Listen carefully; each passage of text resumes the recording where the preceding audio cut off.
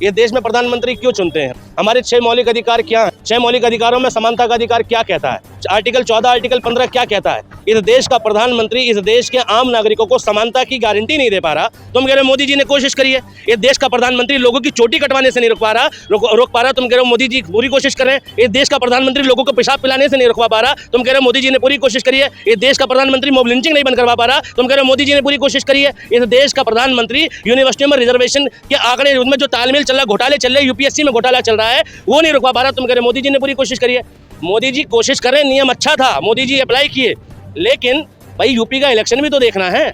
मुझे मोदी जी पसंद नहीं है, लेकिन ये नियम पसंद था। मैंने कहा मैं मोदी जी का समर्थन करता हूँ, लेकिन वो पूरी तरीके से अप्लाई करने की बात होनी चाहिए ना। जहाँ वक्फ बोर्ड की बात आती है, एक झटके में कानून लगा, कानून बना और कार्रवाई पे चालू हो गई। जहाँ दूसरे नियम आए तुरंत कार्रवाई चालू हो गई। लेकिन यूजीसी की बात आई तो मामला इतना ढीला हो गया कि सरकार ठीक से खड़ी भी नहीं हो पा रही, जवाब तक नहीं दे पा रही। मोदी जी ने कितनों पे कार्रवाई करी है। और जो लोग कह रहे हैं कि योगी जी तुमसे बैर नहीं और मोदी तेरी खैर नहीं, कितनों के घर बुलडोजर चलवा दिया। एक सीए का प्रोटेस्ट होता है, गोली पे गोली चली थी। एनआरसी का प्रोटेस्ट हो रहा था, उत्तर प्रदेश के बाबा सीएम योगी आदित्यनाथ कहते हैं देश के विरुद्ध नहीं चलेगा मामला, देश की संवैधानिक पीठ के खिलाफ मामला नहीं चलेगा। मोदी के खिलाफ जितना विरोध हुआ, योगी जी ने कितने बुलडोजर चलवाए हैं, कितने प्रोटेस्ट पे लाठी पड़वाई है।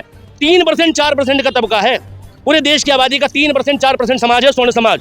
लेकिन देश की सीटों पर 10% आरक्षण दिया। किसी दलित ओबीसी ने विरोध किया?